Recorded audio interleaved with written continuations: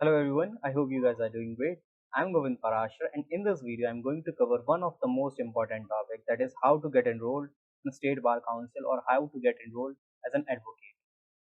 And in this video I'm also going to cover all the essential documents that are required in order to secure the registration in any State Bar Council or in order to enroll as an advocate.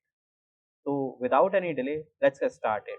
सबसे पहली बात जो मैं करने वाला हूँ वो है रजिस्ट्रेशन प्रोसेस की बारे में।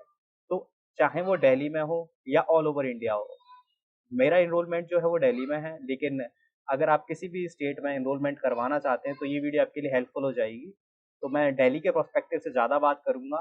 तो अगर आप दिल्ली से हैं तो फॉर श्योर आप इस वीडियो को एंड तक देखेंगे, लेकिन अगर आप बाहर से भी हैं तो भी फॉर श्योर ये वीडियो आपके लिए काफ़ी हेल्पफुल होने वाली है to getting the enrollment in your bar respective bar council। Okay, तो सबसे पहली जो स्टेप रहने वाली है वो ये है कि आपको सबसे पहले क्या रहता है कि बार इनरोलमेंट के लिए फॉर्म परचेस करना रहता है। अब जैसे कि अगर मैं दिल्ली की बात करूं तो दिल्ली में जितने भी डिस्ट्रिक्ट कोर्ट्स हैं उन सभी कोर्ट्स के अंदर दिल्ली बार काउंसिल का जो रजिस्ट्रेशन फॉर्म है या इनरोलमेंट फॉर्म है वो अवेलेबल रहता है। वहीं अगर मैं बात करूं और दूसरी स्टेट्स में जो रजिस्ट्रेशन फॉर्म है वो कहाँ अवेलेबल रहता है, तो या तो हाई कोर्ट्स में अवेलेबल रहता है या फिर रिस्पेक्टिव बार काउंसिल्स में अवेलेबल रहता है। तो it's depend upon the availability. आप अपने जो भी रिस्पेक्टिव कोर्ट्स हैं वहाँ पर जाके कंफर्म कर लीजिए कि उन वहाँ पर अवेलेबल है या नहीं है। बट दिल्ली का मैं फॉर श्योर बता सकता हूँ कि दिल्ली के हर एक कोर्ट में आपको बार एनरोलमेंट करवाने का जो रजिस्ट्रेशन फॉर्म है वो अवेलेबल हो जाएगा। ठीक है, अगर बात करते हैं इस रजिस्ट्रेशन फॉर्म की फीस की, तो दिल्ली में इस फॉर्म की फीस है 1000 rupees. But state to state vary कर सकता है, कहीं ज़्यादा भी हो सकता है, कम भी हो सकता है। तो जैसे मान के चलिए दिल्ली में रोहिणी है, साकेत, 30 हजारी, किसी भी कोर्ट से आप लेते हैं तो आपको 1000 रुपीज़ का ये जो इनरोलमेंट फॉर्म है वो मिल जाएगा। वहीं अगर आप जैसे यूपी से हैं या मध्य प्रदेश से हैं तो आप अपने अकॉर्डिंग जो है प्राइस एक बार देख लें, जो भी कुछ पड़े। ठीक है, उसके बाद फिर हमारी जो नेक्स्ट स्टेप रहती है उसमें हमें पूरा फिल करना रहता है जो भी इनरोलमेंट फॉर्म।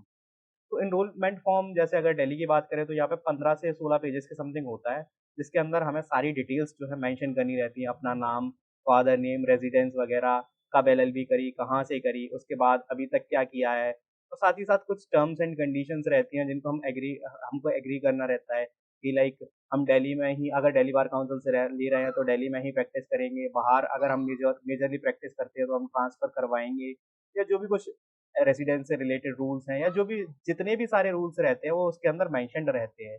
तो जब भी आप उस फॉर्म को फिल करें तो सारे जो रूल्स रेगुलेशंस हैं, जो भी फाउंडेशंस आप पे लगाएँगे बार के थ्रू या जो भी लगाए जाएँगे, वो सारे आप एक बार अच्छे से गो थ्रू कर लें, क्योंकि वो सबसे ज़्यादा इम्पोर्टेंट चीज़ है। क्योंकि आपको पता होना चाहिए कि अगर आप एक बार एज़ एन एडवोकेट रजिस्टर हो जाते हैं, तो there is a restriction in अगर आप कोई और दूसरा प्रोफ़ेशन या बिज़नेस या ऑक्यूपेशन करते हैं, तो उसका रिस्ट्रिक्शन है। साथ ही साथ आप काफ़ी सारी ऐसी एक्टिविटीज़ हैं, जो परफ़ॉर्म नहीं कर सकते। तो इसीलिए काफ़ी ज़्यादा इम्पोर्टेंट हो जाता है कि जब आप बार एनरोलमेंट का फ़ॉर्म लेते हैं, तो उसको प्रॉपर्ली रीड करें।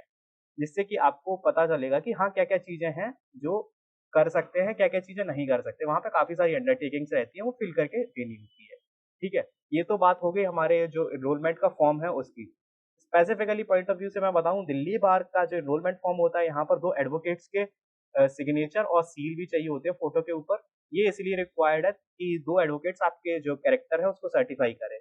ये डिपेंड करता है आपके बार में इसकी रिक्वायरमेंट है या नहीं है, बट दिल्ली में तो स्पेसिफिकली इस चीज़ की रिक्वायरमेंट है कि 2 जो एडवोकेट है जिनकी प्रैक्टिस 10 साल से ज़्यादा है, वो आपके जो फॉर्म है उसके अंदर सील और साइन करके देंगे। वहाँ पे पर्टिकुलर स्पेस अवेलेबल रहती है इस चीज़ के लिए। तो अगर आप दिल्ली से हैं और दिल्ली का ही एनरोलमेंट फॉर्म भर रहे हैं तो आपको 2 एडवोकेट्स के पास जाना पड़ेगा, जिन या तो वो आपको जानते हैं, आपको सर्टिफ़ाई कर सकते हैं, तो आपको सर्टिफिकेशन उनसे लेना पड़ेगा। तो this is all about the enrolment form, और this is all about the very first process, that is जो कि है एनरोलमेंट फॉर्म के रिगार्डिंग। अब जब आपका एनरोलमेंट फॉर्म प्रॉपर्ली भर जाता है, ठीक है? जैसे कि आपने प्रॉपर्ली एनरोलमेंट फॉर्म भर दिया, तो अब क्या रहता है कि उसके अंदर एक पेज होगा जिस पर मेंशन रहेगा कि कौन-कौन से डॉक्यूमेंट्स अटैच करने हैं, ठीक है? तो वो सारे डॉक्यूमेंट्स भी मैं आपको बता देता हूँ कि कौन-कौन से डॉक्यूमेंट्स जो रहते हैं वो अटैच होते हैं, या कौन-कौन से डॉक्यूमेंट्स हैं जो कि लगाने होते हैं हमें during the process of enrolment. तो हम बहुत ही बेसिक चीज़ से शुरुआत करते हैं। सबसे पहले 10th की आपको मार्कशीट लगेगी। अगर आपके पास 10th का सर्टिफिकेट है तो सर्टिफिकेट, अदरवाइज़ तो जहाँ तक है कंबाइंड ही रहता है 10th का सर्टिफिकेट और मार्कशीट। तो वो लग जानी है। उसके बाद फिर 12th का सर्टिफिकेट, मार्कशीट। उसके बाद फिर आपके अगर 3 साल वाली लॉ करी है तो आपकी ग्रेजुएशन की मार्कशीट और ग्रेजुएशन की डिग्री लगेगी, ठीक है? वहीं अगर आपने 5 साल की लॉ करी है तो आपके पाँचों साल की मार्कशीट्स और आपकी लॉ की डिग्री लगेगी। तो जैसा कि अगर आपने 3 साल की करी है तो आपकी ग्रेजुएशन की मार्कशीट्स और ग्रेजुएशन की डिग्री, उसके बाद एलएलबी के सारे सेमेस्टर्स की मार्कशीट और उसके बाद एलएलबी की डिग्री। वहीं अगर 5 साल की लॉ है तो 5 साल के सारे सेमेस्टर्स की मार्कशीट और जो 5 साल की लॉ की डिग्री है वो डिग्री लगेगी, ठीक है? ये सारी जो डॉक्यूमेंटेशंस हैं अभी मैंने बताए, ये सारे सेल्फ अटेस्टेड रहने वाले हैं, ठीक है? तो यहाँ पे हमने बात करी 10th की, 12th की, ग्रेजुएशन और लॉ की मार्कशीट्स और डिग्री की, ठीक है? इसके बाद और जो डॉक्यूमेंट्स रिक्वायर्ड होते हैं वो होते हैं, आपको एक अटेंडेंस सर्टिफिकेट और होता है कि जो बार काउंसिल ऑफ इंडिया द्वारा जो रेगुलेटेड या जो भी कॉलेजेस हैं या जिनको एक्रीडिएशन प्रोवाइड किया है बार काउंसिल ऑफ इंडिया ने, तो वहाँ पर अटेंडेंस की रिक्वायरमेंट रहती है। तो आपको एक सर्टिफिकेट लेकर के भी जाना पड़ेगा अपने रिस्पेक्टिव बार काउंसिल में कि हाँ, हमने जो मिनिमम अटेंडेंस क्राइटेरिया है वो फुलफिल किया है, ठीक है? क्योंकि ये एक मस्ट डॉक्यूमेंट है, आपको अटेंडेंस का प्रूफ सबमिट करना पड़ेगा। It is really very necessary. अगर आपके पास अटेंडेंस का प्रूफ नहीं है या अटेंडेंस सर्टिफिकेट नहीं है, तो आपको एनरोलमेंट प्रोसेस में काफ़ी ज़्यादा दिक्कतें फेस करनी पड़ सकती है, ठीक है? तो अटेंडेंस का सर्टिफिकेट हो गया, 10th 12th की मार्कशीट, एलएलबी की मार्कशीट या ग्रेजुएशन करी है उसकी मार्कशीट और इनकी डिग्री, ठीक है?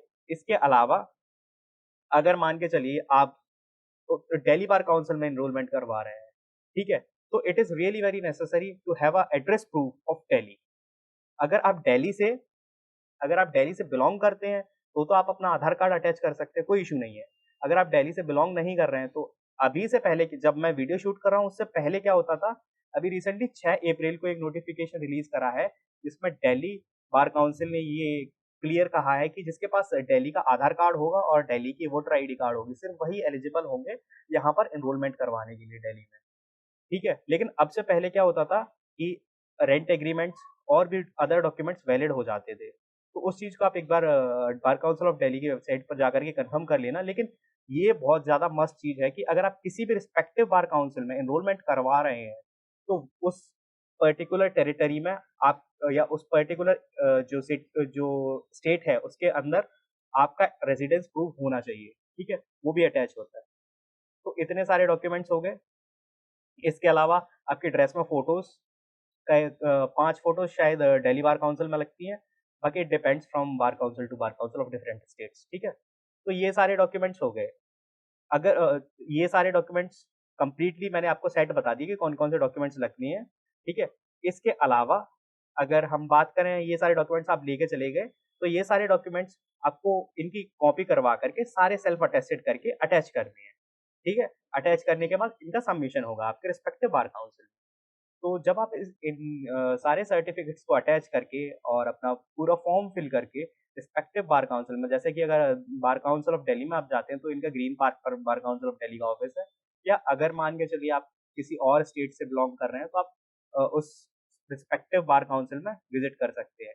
हाँ, थोड़ा बहुत जो प्रोसीजर है वो वेरी कर सकता है, बट ऑलमोस्ट हर स्टेट में सिमिलर ही प्रोसीजर होता है, बहुत ज़्यादा डिफरेंस नहीं होता है, ठीक है? क्योंकि यही सारे डॉक्यूमेंट्स लगते हैं हर स्टेट में और यही सारे मतलब जो एलिजिबिलिटी क्राइटेरियाज़ हैं वो रहते हैं।